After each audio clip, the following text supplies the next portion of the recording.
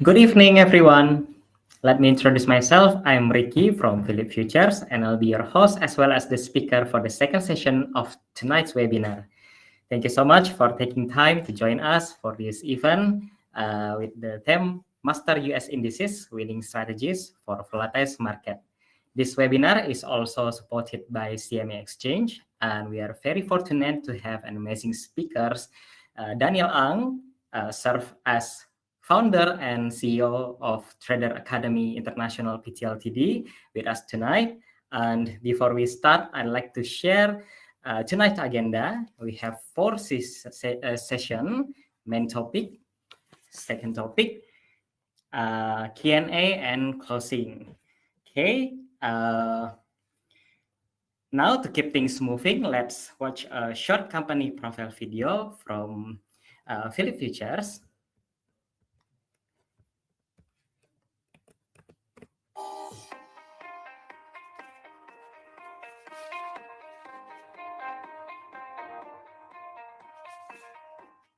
Philip Capital merupakan gabungan perusahaan layanan finansial yang didirikan pada tahun 1975. Kini, Philip Capital telah tersebar di 15 negara dengan headquarter-nya yang berada di Singapura. Negara-negara lainnya adalah Indonesia, Kambodia, Malaysia, Thailand, Vietnam, China, Hong Kong, Jepang, Australia, India, Turki, Uni Emirat Arab, Inggris, Prancis, dan Amerika. Sebagai member dari Philip Capital, PT Philip Futures merupakan sebuah perusahaan pialang perdagangan berjangka komoditi yang berada di Indonesia. Philip Futures telah bergabung sebagai anggota clearing Indonesian Commodity and Derivative Exchange atau ICDX dan Jakarta Future Exchange atau JFX untuk ikut serta dalam mengembangkan perdagangan komoditas di Indonesia.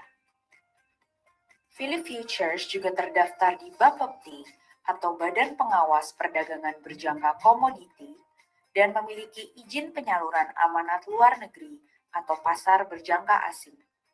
Dengan izin penyaluran amanat luar negeri, nasabah dapat bertransaksi lebih dari 100 produk seperti indeks, komoditi, dan mata uang di berbagai bursa global seperti SGX, CME, CBOT, NYMEX, COMEX, ICE, APEX, HKEX, IFSG, dan DGCX.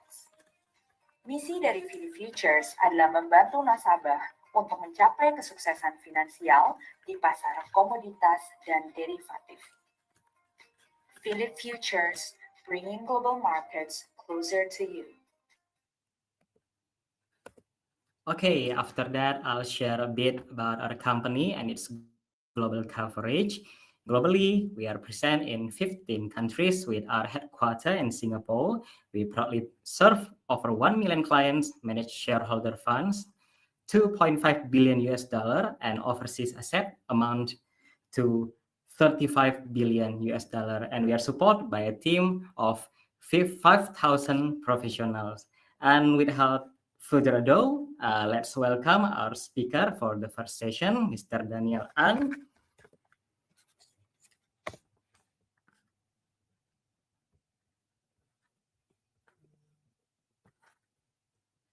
Okay.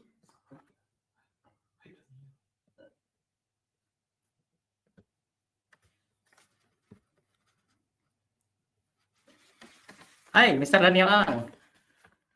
Yes, good evening. Good evening. Good evening. We come to hear an insight for US market tonight from you. So please, Mr. Daniel Ang. All right, good evening, and I hope you can hear and see me. And my name is Daniel Ang. I have been trading for almost 40 years now. I set up a company called Traders Academy International, and also I am an independent speaker for the Chicago Mercantile Exchange. Now, before I get into the content itself, I'd like to also have a few disclaimers. Okay, this presentation is not an offer to buy or sell any kind of securities, be it futures or option. And please be aware that the trading of any kind of margin product, especially futures, do carry risk, do understand your own risk profile before you attempt to trade any kind of margin product. And I will be sharing with you my opinions of the markets, and just be aware that these are my opinions. It has got nothing to do with the sponsor CME as well as the host Philip Capital. And of course, collectively, we will not be responsible for any action that you may take as a result of attending this presentation. And of course, the content of my presentation tonight has not been vetted by the Financial Services Authority, the OJK. Just be aware of this fact here, okay? And today is a very, very opportune time to talk about the financial markets. We all knew 24 hours ago what happened to the Wall Street. We have a massive, massive sell-off right after the Federal Reserve actually cut interest rate another time by 25 basis points, and the market went berserk. And we will spend a little bit to talk about what happened in the past 24 hours. A few things has happened since then, but in this presentation, I just want to give you an idea of the incoming president-elect, Donald Trump, who will be sworn in on January the 20th as the 47th US president. And from today till inauguration day on January the 20th is 31 days. So 31 days is a very long time in politics. A lot of things can happen from now until then. So just be aware that, you know, it's going to be very volatile going into 2025. In fact, as the market opens later in 1 hour's time, we will be seeing the continuation of the volatility that we saw overnight. And in this presentation, I just want to share very briefly with you what are the impact of Donald Trump's policy in regards to taxation, as well as to tariff. Okay, these are the two major components. Of course, he has many others that he talked about, including mass deportation. He wants to deregulate, and he definitely wants to consider a lot of other unconventional topics. Okay, but we will limit ourselves to talk very briefly about his taxation and his tariff policy and how they will impact the market, and what impact we can expect once, if and when he actually carry out his promises. Okay, so first we have the taxation initiative. What does it mean? Trump actually believes that if you lower taxes, it's actually going to be great for doing business, and I fully agree. Because the cost of business got to be brought down to make it attractive for companies to set up businesses, as well as for foreign companies to set up shop in the United States. I think part of his taxation and tariff policy is to encourage onshoring. Now, onshoring is a phase that they use to actually encourage foreign companies to set up shop in the United States. Okay, so I think at the end of the day, Trump is very, very concerned about the loss of manufacturing capacity in the United States. And I think he wants to encourage the return of manufacturing to the United States. So I think this policy must be seen in that light, okay? So one of these are the key highlights of his taxation policies. He wants to extend, now remember during his first term, he actually cut corporate tax. Okay, and he wants to extend that because he wanted to actually bring down the cost of doing business. And he also wants to eliminate tax on Social Security benefits. Basically, this is actually geared towards helping those who live from paycheck to paycheck, the common voters of of American. Okay, so basically, he wants to also waive tax on tips. We all know U.S. services industry do depend on tips as part of their income. Okay, so Donald Trump says that he wants to waive tax on those tips, and this is definitely going to improve, okay, the consumption levels in the United States. Okay, then of course, again, he wants to lower corporate tax to 15%, okay, from the current 21%. Now, 15% is almost on par with what Hong Kong is charging. So definitely his tax proposal definitely is geared towards making US businesses very competitive. So these are his policies. But on the other hand, once you cut tax, now the government depends on tax collection to fund all their various programs. So if Donald Trump's going to lower taxes, it means off the bat, there will be less taxation that the U.S. government can collect, and this is going to be a problem because we all know that the U.S. deficits is actually quite wide. Not only in terms of trade deficit, in terms of how much they sell to the rest of the world and how much they buy from the rest of the world. So there is that trade deficit, especially a concern for Trump in regards to China, because he believes that China has been selling too much to the Americans and not buying enough. Okay, so he is half right, because yes, Chinese has actually been selling a lot to the United States. After all, the America is actually the world's largest importer of goods and services. So China, being the factory of the world, do sells the Americans a lot of stuff. Okay, but over the years we can see that the trade deficit between US and China has actually gone down. And that has got a lot to do with the trade war, the economic war, and the various sanctions imposed on China. So China has actually been selling elsewhere. So in terms of trade with the United States, it has actually been downsized. Okay, and this is actually what we are looking at.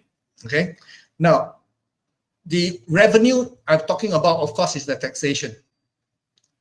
There are analysts who says that, okay, if Donald Trump actually carried through, okay, with his promise to cut taxation, it will have a negative impact to the tune of $9 trillion in terms of less tax collection. So this is significant. $9 trillion is a lot of money that is missing in the budget. Okay, and talking about budget, in the last 24 hours, we heard that the US government may actually shut down by tomorrow. Okay, as early as tomorrow, because they couldn't agree on the budget, okay, to fund the governments going for the next 3 months. And Donald Trump is dead against the proposal to approve the budget going into 2025. And if that budget is not approved, the US government may actually shut down during the Christmas holidays. And this is not good. So we are definitely looking at a situation in which has never occurred before, in which the holiday seasons in the States resulted in the US government being shut down. So this is still ongoing. It is not cast in stone just yet. Okay, so we can see that these Trump's tax proposal is actually benefiting more on those who earns more than $1 million. So it's a bit of a argument to say that whether his tax policy is actually more favorable to the common folks or to the high net worth individual. Okay, so the tariff that Trump actually wants to impose is actually quite extensive, and to a certain degree is actually quite punitive. Now, instead of imposing tariff on China. Now, during his first term, we all knew that Donald Trump actually started the trade war, okay, with China. And one of his favorite way to do that is to impose very punitive tariff on China. But this time around, he wants to impose a universal tariff. It means that anybody that sells into America, he wants to impose taxes. So this is causing a lot of unhappiness among all the US trading partners.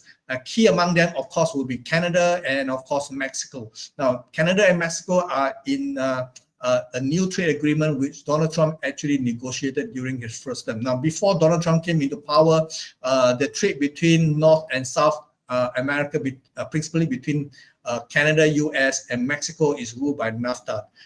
Donald Trump doesn't like that trade agreement. He tore apart, and now he has been replaced by the US, Canada, and Mexico agreement. Now, in this particular agreement, one of the key things that actually stood out is that no partners within this agreement can impose tariff on each other. But Trump being Trump, he doesn't really care. He says now he will want to impose a 25% tariff on Mexico and Canada as well. So both countries did not react very, very well. And both countries says that if the US actually impose a 25% tariff on their imports into the Americas, they will retaliate, meaning to say that they will also impose a similar, maybe not necessarily in the same quantum, a tariff on US imports into their country. So the universal tariff is across the board. He doesn't really differentiate who export into the United States. So long as they are selling into the United States, it will be between a band of 10 to 20%. Okay, again, we want to see whether Trump actually use this as a negotiating tactic, whether he will actually waive this tariff. Okay, it's remain to be seen. Okay, we will know the answer in a month's time, for example. And of course, on the Chinese import, he's going to up the ante. Previously, during his first term, and again during the current administration, the Biden administration actually has imposed more tariff on Chinese various goods and services. And Donald Trump says that he wants to impose another 60% on top of those that has already been imposed. So this is going to cause a lot of problem for China, and China will have to come out with a countermeasure because after all, America is a very important market for a lot of countries, in particularly China, but China has actually diversified their exports to the global south, in particularly the emerging markets. Okay, so again, back to the tariff on Mexico and Canada, Trump wanted to solve other problems, and he thinks tariff is a good solution. As for Mexico, he has accused Mexico of not restraining the migrants that come into the border. Yes. Yeah, I'm sorry. Can you display a full screen slide, please? Because the slide is not full screen now.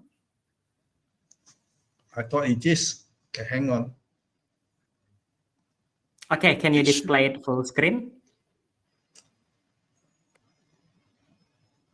Hang on.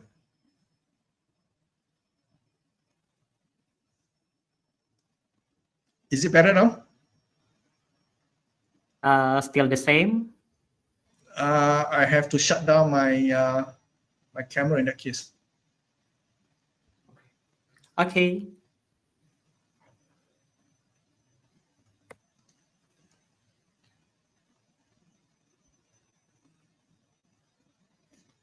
Well, I can't do that as well. Okay, hopefully this is better. Not sure you are seeing what I'm seeing. Hang on. Is it better?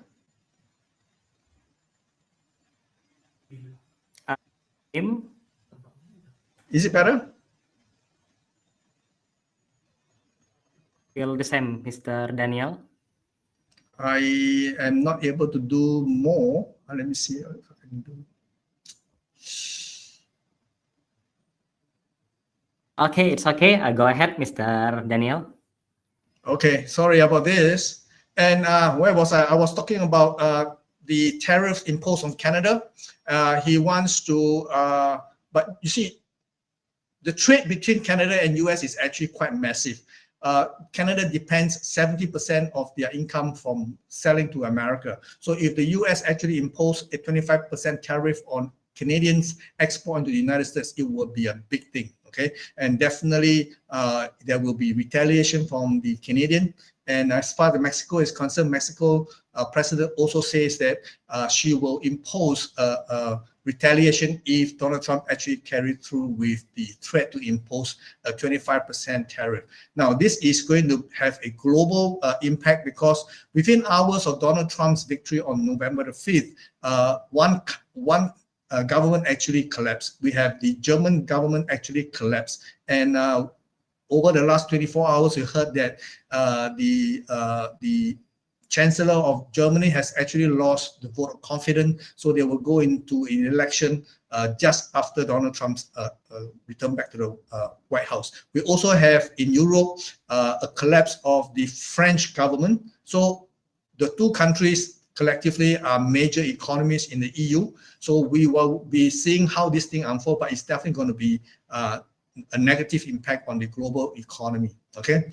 Now, in terms of economic data, okay, we have two sets of inflation metrics. One, of course, will be the CPI numbers, which is the line in white. We can see that inflation has more or less been going down, but over the last 4 months, it has actually not been able to improve. the last that we knew in the core CPI number, which is taking over the food and energy component, is at 3.3%. Now, this is nowhere near 2%. We knew that inflation is re-accelerating in the States over the last 3 months, ever since the Federal Reserve cut interest rates from 5.5% to the current 4.5%.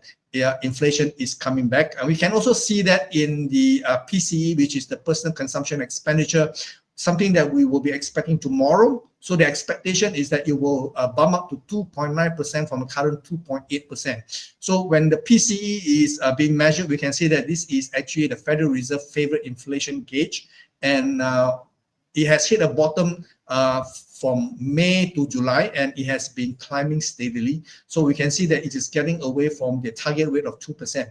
So this is also why the stock market yesterday collapsed, because the rate cut was actually more or less expected, but it was the dot plot, meaning to say that as early as September this year, most expectation is that there will be 4 cuts in 2025. But last night, the dot plot has been reduced to 2 rate cuts. And this means on top of what the Fed chairman said last night, he says that he's going to be very careful with further rate cuts. And this is actually becoming a concern because we all see that inflation is coming back, okay? Now, during the September, we can see that the non-farm payroll actually has been the main concern, okay? We can see that while more jobs has been created in September, we can see that that number has been revised early this month. It was originally 223,000 jobs, and then add another 22,000 jobs on top of that. And they also revised upwards the October number. October came in at 12,000, okay, meaning to say that only 12,000 jobs were created. And that was largely attributed to the back-to-back hurricane in the south, where we have Hurricane Helene and Hurricane Milton. And on top of that, we have the strike in Boeing, which has been resolved. So now the number has been revised upward to 36,000. So the latest number that we had at the beginning of this month, for the month of November, was 227,000 jobs. So in terms of jobs being created, it's actually very, very interesting. Meaning said that there are a lot of jobs being created. However, when you look into the final details of the job report, you'll find that at least 20 to 25% of the jobs were actually created by government employment. Okay, so if you work for the government, you do not produce anything of economic value. So when we look into the overall non-farm payroll in terms of jobs creation, it is not as rosy as what we were led to believe. And then on the other hand, we have unemployment rate. Unemployment rate has actually gone up to as high as 4.3%. That was in July of this year, and then it has been climbing down to hit a low of 4.1%. But the latest number that we have for November actually bumped back up to 4.2%. Now, historically, why these numbers are important? Historically, we see that if unemployment rate stays elevated beyond 4.3% over any extended period of time, it will almost always lead to a recession. So this is something that we want to watch, because if the unemployment rate continues to climb, and especially if it climbs above 4.3%, it is most likely going to lead to a recession in the United States. So last night we have the FOMC meeting, and they actually cut rate again. The first cut was in September this year, on September 18, and then the next cut was actually in November, and the most recent cut is last night. Now the current Fed fund rate is about anywhere between 4.25% to 4.5%. Effective rate, as I checked the website for the Federal Reserve branch of the St. Louis, it was at 4.58%. So we can see that interest rate has come down, but whether we can expect more interest rate to come, which is going to be very, very good for equity markets. Now it seems that the narrative has changed. The Fed chairman has become very cautious in cutting further the interest rate. So that means to say that there will be expectation there will be less cut into 2025. Okay, and the other thing that's very interesting, normally if the Federal Reserve cut interest rates, the US Treasury yield will actually fall. But what we are seeing here is that since September of this year, the yield has been climbing. You can see the low traded in the yield here at the chart at the bottom here. The low is 3.618%, and that was 2 days before the FOMC meeting in September, where the Federal Reserve cut interest rates from 5.5% to 5%, and that was the low. And since then, the US 10 years treasury yield has been climbing, something that is very unusual here. So what we are saying here is that if history is any guide, US 10 years treasury yields is suggesting that we are looking at a recession scenario instead of a very robust economy. So everything is telling us that there is the possibility of a recession coming in 2025. And this is only coming from the economic consideration. So we knew that the Dow Jones has been on a massive bull run. So Dow Jones is an index being tracked by money managers around the world where they will index their performance against the Dow Jones. So we can say that the Dow Jones has been very, very strong. 45,000 is a level that we have never seen before, and that was achieved at the beginning of this month. Okay, but since then you can see the market has come off more than 2,500 points. Okay, as of last night, the closing price was 42,326. So we can see that the market has come off a little bit, about 3%, but it is still very positive year to date based on last night's closing price, 500. Now this index is actually more retail orientated. Most people who trade equities in the States do trade the S&P 500. Of course, this is an index made up of 500 listed companies, and there is some cross listing. Some of the companies that are listed in the S&P 500, for example, the Magnificent Seven, are also listed in the Nasdaq 100. So we can see that both composition do have the major heavyweights, and this index has also been doing very, very well here. Okay, I'm so sorry here. This is not 2,000. This is 6,299. Okay, this is a typo error here. We can see the market went up to 6,200 and 6,269. Okay, and as of last night, we can see that the index is now at 5,872. Again, the high was traded 2 days after the Dow Jones hit the high. So we have not had new highs since then. Now the Dow Jones, I want to digress a little bit. Dow Jones has, we are seeing something quite phenomenal, something that we have not seen for the last 50 years. Going into last night trading, the Dow Jones has been falling for 10 straight days. Something like this has never happened since 1974. So a lot of people do notice that, and I did notice that at the end of last week, every single day the Dow Jones has been closing negatively. Okay, so this has accumulated in a waterfall move last night. Whether it will continue, later on I will share with you my outlook. Okay, so the S&P 500 year to date, it is still up 23.11% as of last night. Okay, so the Nasdaq 100 is a sub-index of the Nasdaq Composite Index. A lot of tech companies are listed here. 22,133 was the high, and this was only recently, December 16. In fact, of late, the Nasdaq has been taking the charge higher, and we all knew that was 2 days ago, and December 16, the market hit a high of 22,133.22, and after last night's sell-off, it is still at 21,209. Year to date, it is up 26%, which is the best performer among all the major equity index. Then here we have the Russell 2000. Now this index is a little bit unfamiliar to a lot of investing public. Now this is a small cap index made out of 2,000 companies, of which most of the companies are companies that you and me have never heard of. Okay, so it is a very, very small cap index, and they are very sensitive to the prospect of interest rate cut. Okay, and we can see that they are not at all-time high, okay, but they are at the year high. Okay, so the year high, you can see that most recently was traded last month on November 25th at 2,466. Yesterday, we see one of the massive sell-off. Among all the equity index, the Russell 2000 suffered the most last night. It is only up 10% as of last night. So there is a very good chance we still have 31 days to go. We still have 2 more weeks to go before the year end. Could the market end up negative? There's a high possibility that may actually be the case. Okay, so how to take advantage of the various equity index? There is this thing called the Micro E-mini Equity Index Futures offered by the Chicago Mercantile Exchange, called the Micro E-mini. Now, when I started trading the equity index, in those days, they were only S&P 500. I was trading the regular S&P 500 back in the early 1990s. And there's no such thing as E-mini or Micro E-mini. But the notional value of the index earlier on, if you remember the chart, they are all been climbing, and it is impossible for retail investors to participate in the S&P 500 unless they come out with a fractionalized version of the original. So we can see that the micro E-mini equity index, they are all about 100 of the original index, or another way to look at it, they are 1/10 of the E-mini. Okay, so E-mini now has also become very unaffordable.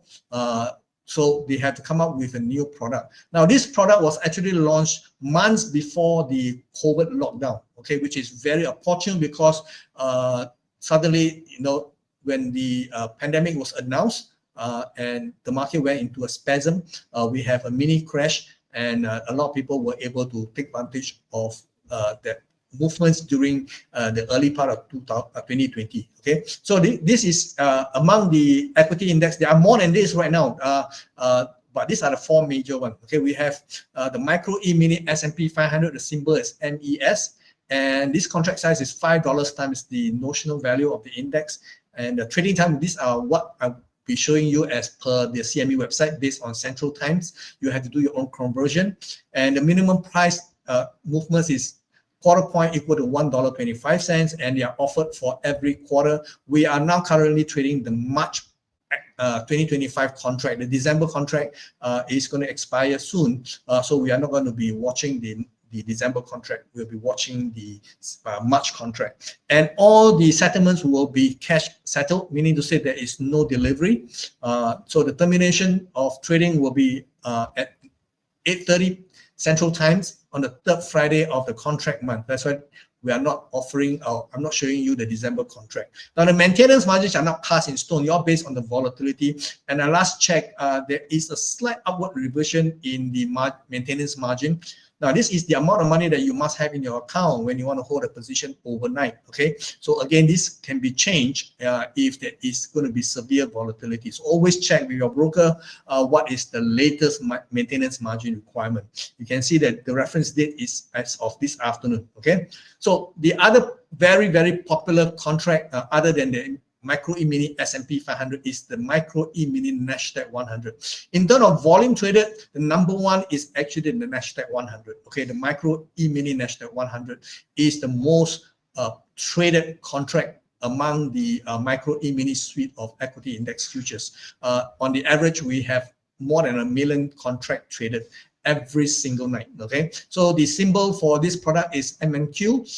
The contract size is $2 times the value of the index, and all things being the same, the point value is quarter point equal to 50 cents, and it's also financially settled, and the margin requirement is $2,282, the most expensive among the four major equity index that I'm talking tonight. Okay, then the other less volume traded one but equally actively traded is the micro E-mini Russell 2000. In terms of volume, it has slightly more volume than the micro E-mini Dow. Now remember, the Dow is actually not traded at the retail level.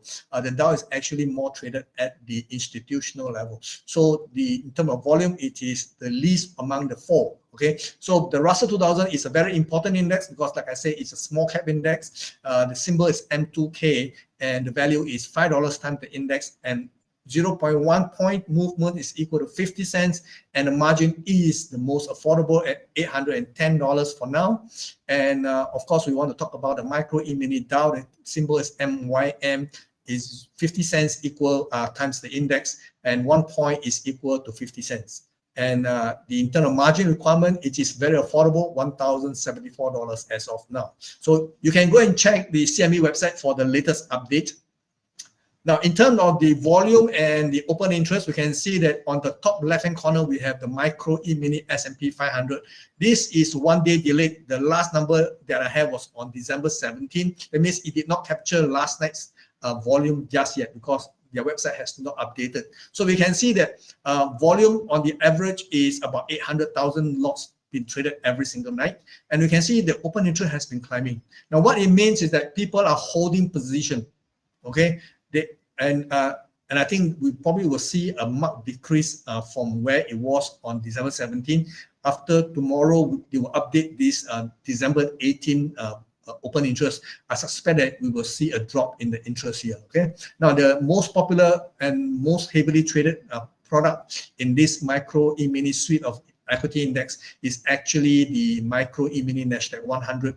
On the average, everyday traded volume is 1.2 million contract. Okay, and in terms of open interest, it's about 1/10. Okay, so this is again not as bullish as the S&P 500.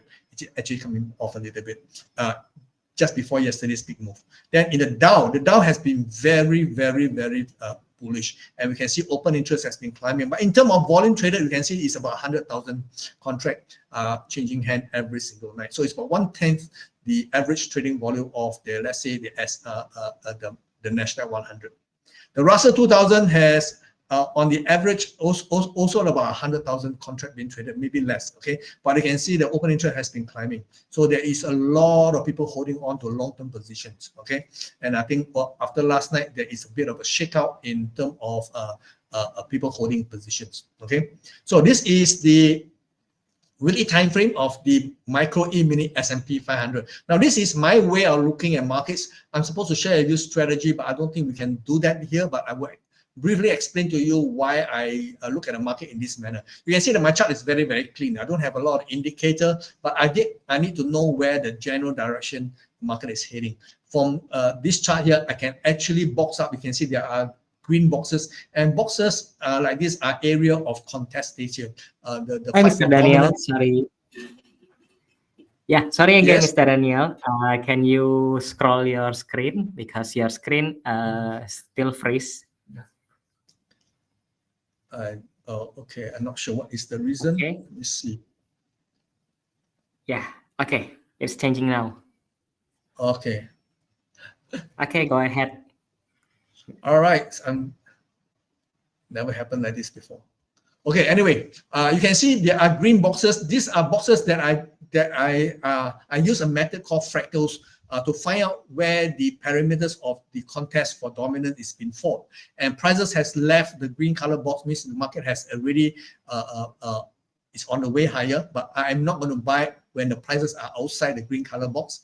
And I have, in this system, I have a area where I think the market has a target. So based on the weekly time frame on the micro E-mini S&P 500, my target is about 6,465, and the highest traded was last night 6,152 and 3/4, and we see that the market actually closed on the downside. Of course, the week is still not over yet. We have 2 more days of trading, including tonight, and this is the weekly time frame. The market is very bullish, and the point of invalidation is 3,502. Unless the price goes below 3,502, this market bullish outlook remains unchanged. Okay, so this is the same chart on the daily time frame. Okay, in the daily time frame, you can see that the market started to pick up in October last year. Okay, and it has been only one track. So I was able to actually track where the contest for dominance is being fought, and the market has been trading higher. And of course, last time we have a big move to the downside, and this created a pink color box. Now, this pink color box is my way of looking at a counter trend. So when the market now has a big move to the downside, I am very interested to see if there's going to be follow-through selling in the last few weeks of this year. Okay, I think there's a very good chance if the market continues to go down, my immediate target to the downside, based on the daily time frame, is 5,755 and a quarter. So I do have a downside target. I also have a long-term upside target. Okay, based on the daily time frame. So how do I use it? I use I use indicators very liberally. Okay, but I could see that the market could not sustain. Okay, there is one indicator called the MACD. Okay, MACD is a momentum indicator. Okay, we can see that as the market go higher, this is the daily time frame, by the way. Okay, you can see the highs are getting higher up to this week. Okay, but you can see the MACD, the highs are getting lower and lower. This is a classical diversion. Of course, the market can diverge for a very long time before it actually flip. Okay, last night was the flip. Okay, so we can see that the market was not sustainable in my opinion. So I have not been chasing this market ever higher. In fact, I have not been trading this index to the upside since July this year. Okay, I'm always on the outlook for some kind of opportunity. Now, when I go down to the lower time frame, I look at the 4 hours. 4 hours is telling me this move last night was actually quite severe. It's almost a waterfall kind of move. And right now, I am very interested to see the market whether it can bounce. Now this chart is updated up to this afternoon. You can see that if the market do bounce to the upside, this will be my area of interest. Okay, meaning to say that if the market ever bounce into 6,096.5 to 6,148.25, I am going to be very interested to take a look. And how do I want to trade this? This is my trade plan, and of course this my plan. I'm not suggesting you to do the same thing, but if the market ever bounce into this area, this is what I want to do. Okay, and I have a stop, and then you see that my stop is just above the all-time high. Okay, and I want to place it further away instead of nearer, and my target is 5,758, which is over here.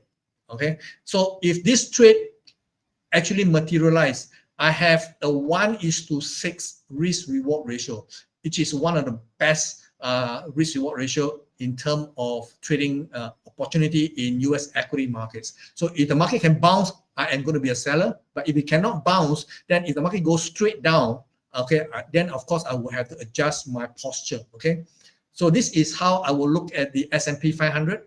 Now, as far as the Nasdaq 100 is concerned, this is the weekly time frame.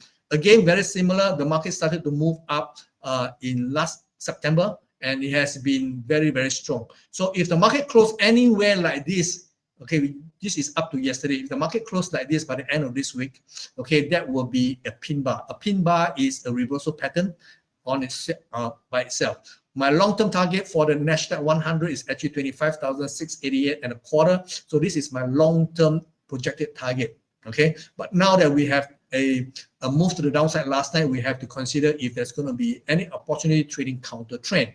And this is the daily time frame for the March contract. The high traded was 22,426.5. Then we have that pink color box, very similar to what we saw in the daily time frame for the S&P 500. So there is a possibility of trading counter trend.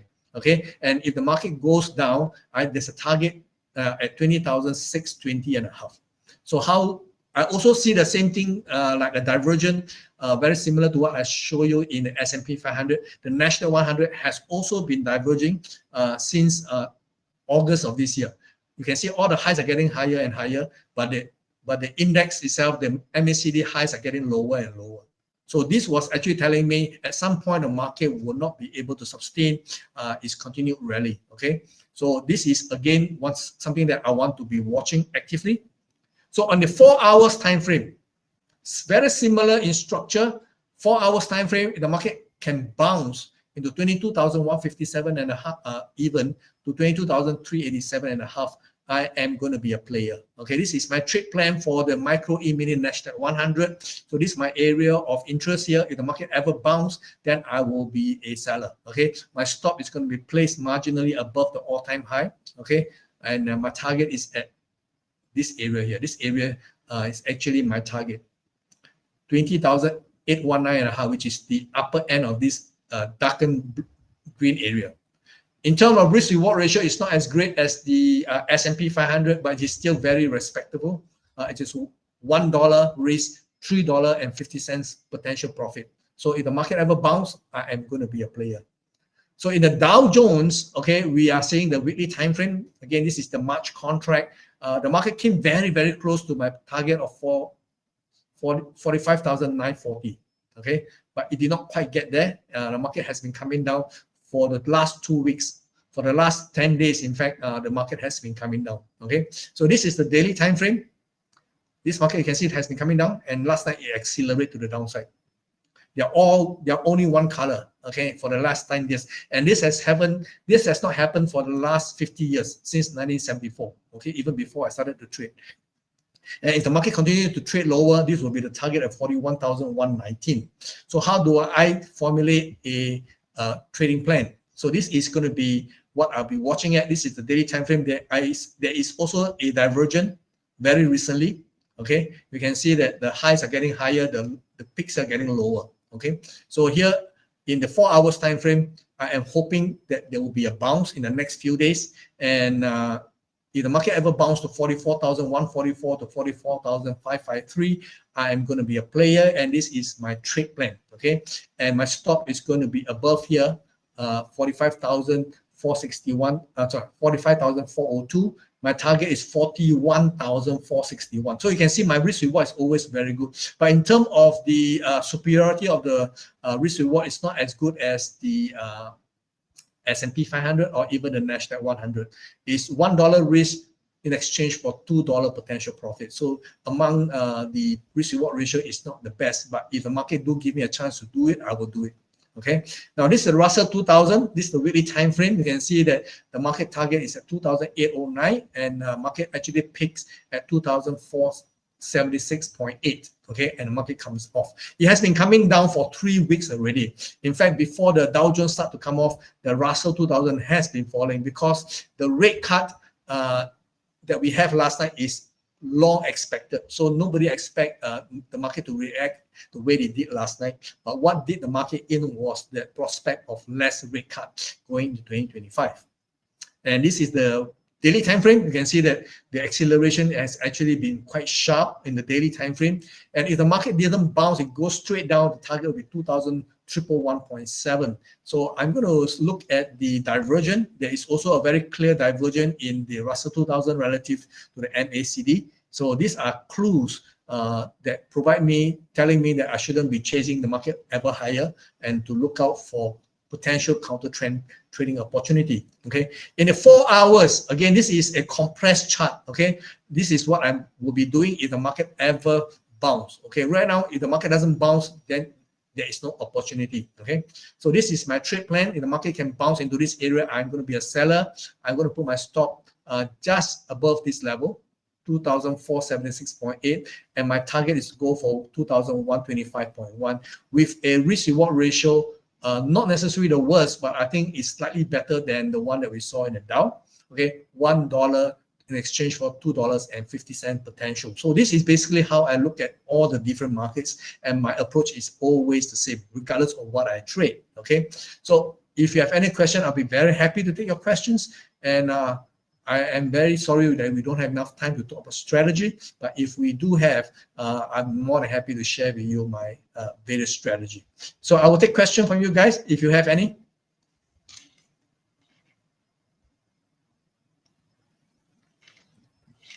Ricky, are you there?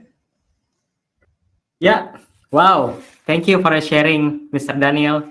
It's a very valuable insight and solution on managing risk.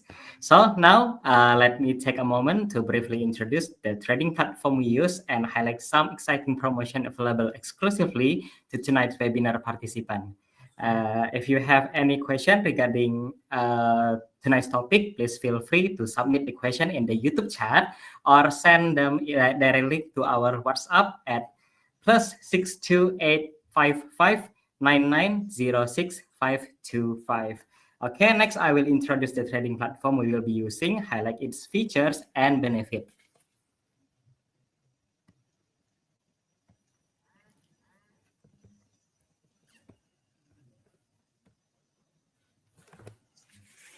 Okay, we are proud to announce that we are Philip Futures. It's the first futures broker in Indonesia that can provide you with the unique opportunity to trade directly in your favorite products like Micro E Mini S&P 500, Dow Jones, Nasdaq 100, and Russell 2000 directly on TradingView, as explained by Mr. Daniel Ang. And then trading on TradingView provide numerous benefits. You can execute trade directly from the chart for convenience, and super chart features can boost your analysis. The platform offers tools such as stock screener, market news, and economic calendar. With over than 100 indicators, you can tailor your analysis to your preferences, and social trading enables you to connect with other traders, while the cloud-based platform allows access from any devices. And additionally, you can create custom indicator to fit your specific trading needs. Okay, next. This is the TradingView. Okay, wait. This is the TradingView.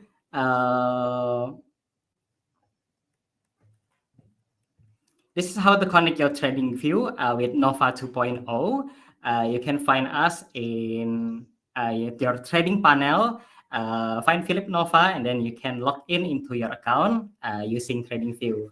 And this is the interface after you successfully log in to TradingView. And here you can immediately access TradingView features such as market news, advanced indicator, and the most important, execute trade directly when the right trading opportunities arise. You'll also be able to view your entire portfolio on a single screen. And then, okay, in addition to trading directly on TradingView, the Nova trading platform is also available in both desktop and mobile apps version. It's available on Play Store and App Store. Okay, this is the initial interfaces from both desktop and mobile apps version for the Nova 2.0. And this is the desktop interface that appear after you enter the user ID and password. And this is for the mobile one. And then, okay, let me highlight some key reasons why you should choose us for your trading needs.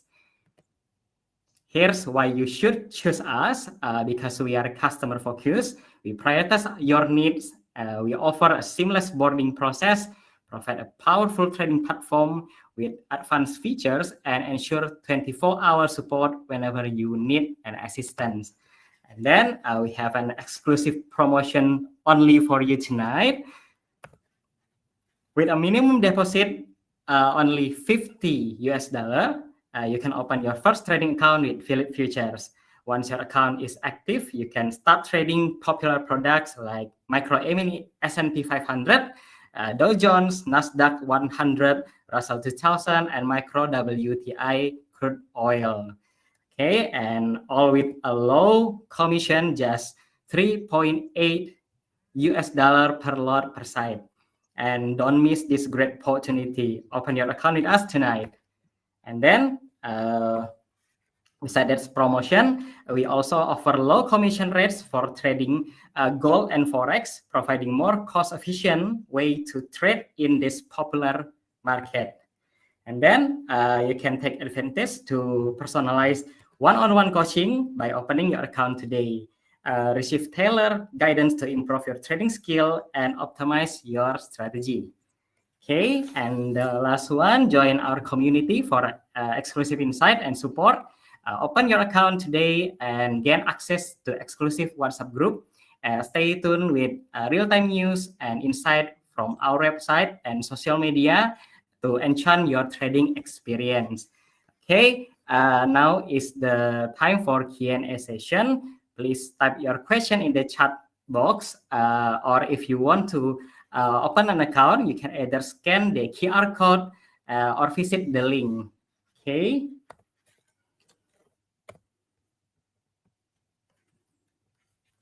Okay. Mr. Daniel? Yes. Yeah. Now let's dive into some important questions. Okay. The first one, I think it is about the policy impact. How do shift in U.S. tax and tariff policies influence market behavior? And how can both beginner and intermediate trader adjust? Okay, the overall impact of Trump's taxation and tariff policy will result in, especially the tariff policy will result in less trade globally.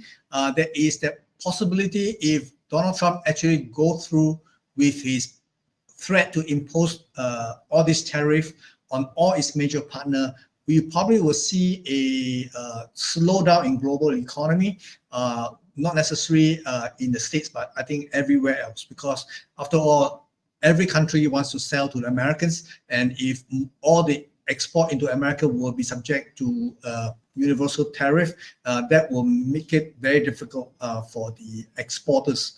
Okay, and that also include the emerging markets. So by and large, there are analysts that suggest that the Donald Trump's tariff is actually very inflationary.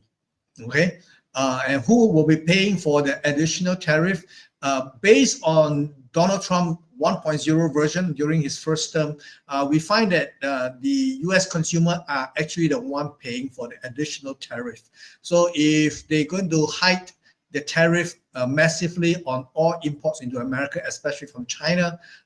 There's a lot of things that Americans do not produce themselves. Okay, so they will still have to import, and if those import do come into the United States and the US consumer have to pay for the additional tariff, by and large, the US consumer will have to pay for those, and that will mean there will be inflation. So even before the Donald Trump's tariff policy, we are beginning to see the rebound in the inflation over the last 3 months since September, right? So with the Trump's tariff, if he actually go through with the imposition of all this tariff, it's going to inflame inflation. So the economy will not be able to take it, because that means last night the Fed chairman has been telling us that he's going to be very careful in cutting rates in 2025. And that's because he sees inflation coming back.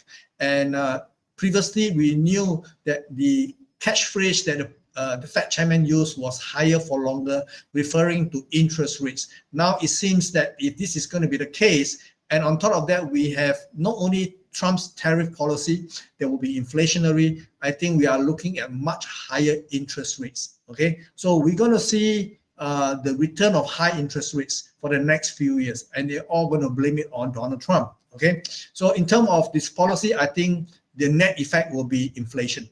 So you got to position yourself. If you are going to be trading equity markets, just know that equity markets cannot take high interest rates. Okay, there is that possibility right now, especially when you look at the 10-year Treasury yield has been pricing in a recession. Okay, thank you. We have the second questions. What are the essential risk management strategies that beginners should use when trading in volatile market? Okay, there are two things to watch out. Risk management is actually more important than trading strategies. A lot of my students come to me and say, I want to learn strategy. I think at the end of the day, strategies are useful, okay, but it is not the most important. The most important, like you mentioned, is risk management. How do you deal with risk? Because we have no control over the market. The market will do what the market wants to do, okay? Despite your best analysis, sometimes the market doesn't move the way you think it will move, okay? But what you can do is our action in the marketplace. By taking the appropriate position sizing. Now, one of the key highlights why the micro E-mini equity index futures has been so popular is because they are small. Small means you can actually take smaller position. Imagine if there's no micro E-mini equity index futures. The next available product that you can trade if you are trading equity index is going to be the E-mini. E-mini, you know, minimum, possibly the margin is going to be 20/1,000 per lot US, okay? And not everybody have 20/1,000 to trade just one lot. And you cannot like do 1.1 lot or 0.9 lot because the minimum lot E-mini is one lot, okay? So, but with the micro E-mini, you have 1/10 of the size of an E-mini, meaning to say you can actually trade 0.1 lot of a mini, the E-mini, okay? So it does give you the possibility of actually designing a trade plan based on fractional lots, okay? And I see the micro E-mini as fractional lots, okay? It does give us the flexibility to do not just one lot in the E-mini, but we can do 0.1 E-mini, which is equivalent to one lot in the micro E-mini, for example. So you can see it is very useful. So position sizing is definitely one thing you want to consider. Do not trade the same size every single time. There are times it is more advantageous to be trading with the trend. And there are times like now when the market is doing a counter trend, then when you do counter trend, you know you are trading against the market. So we want to reduce the overall exposure. Let's say, for example, you normally will do, let's say, 2 lots in the micro E-mini contract if you are buying. Then when you're trading counter trend, maybe you want to do half the size. So that is something that you want to consider. And of course, stops are very important, but there are good places to play stock and there are bad places to play stock, because we all know retail investors, sometimes we will place our stock at the most obvious levels, okay? And those are areas usually they'll be very vulnerable for what we call stop hunting operation. So be aware that there is this thing called stop hunting. So place your stop not at obvious places. Let's say, for example, there's a swing high nearby and you want to sell counter trend, okay? And obviously, most people will put one pip above the most recent swing high. That is a bad position to place a buy stop, okay? For me, I use a very simple way. I give the market a little bit of wiggle room above an obvious stop level. Okay, using the same example, if I want to do counter trend by selling, the most nearby swing high is going to be the area where I want to put my buy stop. But I give it a little bit more by giving it maybe 0.5% more on top of that swing high, just to make sure that I get a little bit of wiggle room. Now, this is not bulletproof, okay? There are times market still will take me out, but there are times I actually manage to escape a stop hunting operation and the market come back in my favor. Okay, so these are the two things that I think will be very important. Learn how to do position sizing. And the other one is don't put your stop at the most obvious levels. Okay, the next one. How can we adapt our strategies to account for unexpected macroeconomy events? It's very hard, okay? Now, there are certain events that you know will happen. For example, the economic calendar is very useful. You know which day we can expect what kind of numbers and whether the impact will be very high. And if you are very low, if you're very risk averse, maybe you should avoid trading into the number. Okay, give the market a little bit of time to settle down, usually about 45 minutes after the important number. For example, let's say non-farm payroll. Non-farm payroll is usually a very volatile trading time. Most retail investors cannot handle the volatility. So what you can do is, if you are not, if you are very risk averse, is to not trade into the number, allow the market to react, and then come back and take a look again, maybe 45 minutes later, to see if the market will cool down enough for you to trade regularly. So this is something that you can do. You cannot prepare for unforeseen events. Unforeseen event, for example, let's say if there is going to be an outbreak or war, something that you cannot forecast, then obviously there will be no solution. Okay, so those that you can actually plan your trade are those based on the economic calendar. Always refer to the calendar to know which are the time in which certain high impact news will be released. Okay, we all know tomorrow is going to be high impact because we are going to expecting the core personal consumption expenditure. So that will be a high volume, high volatility trading window. So just be aware of the calendar itself. Okay, and the last one but not least, what are some common mistakes traders make during volatility and how can we avoid them? Okay, we all go through a learning cycle. Obviously, the reason why people come into the marketplace to trade is the expectation of making fast money. Okay, so the lure of profit is actually very, very strong. But there are certain times, if you do not have a strategy, then obviously you're in the wrong place. You want to know a little bit about your own vulnerability and your own personality. You have to understand what you are and what you are not. And if you are somebody who always need action, that means to say that you are more likely to be trading the lower time frame, you are more likely to be scalping or doing day trading, then that is you. Then you got to find a strategy that will suit your personality. And then, for example, let's say you are very risk averse, you do not want to jump into the market doing short-term trading, then maybe you should be trading using what we call a swing trade. A swing trade are people who actually hold position for a slightly longer period of time compared to a day trader. So again, you got to know what you are, what you are not. Okay, and of course, people do evolve over time. When I was younger, like your age, for example, I was very much into day trading. But as I grow older, I realized that I don't want to spend so much time in front of my monitor to be trading. So I actually evolved to become a swing trader. At the end of the day, the objective must be the same. The objective is to be profitable. If you can be profitable doing less trade, okay, I think that is something that you can consider. Okay, but again, everybody has different kind of objective in the marketplace. There are people who say I can make money every single day because the market is open. Just because the market is open does not give you the reason to be in the marketplace, provided you can see something worth doing. Okay, so if you cannot see anything that's worth doing in terms of risk reward, then obviously you want to stay out of the market. If the market comes to a certain price range whereby the risk reward makes a lot of sense, then you want to be involved. Unless that is the case, then maybe you should just monitor the market. Okay, thank you for the answer, Mr. Daniel. We have a lot of questions, but I understand we have a limited time. So if you have any question, you can chat us on social media or send it to our WhatsApp in +62 85599065525. And Mr. Daniel, we are very thank you for your time tonight. Thank you very much for having me. Yeah. Thank you. Yeah, thank you. Yeah. And see you again. All right.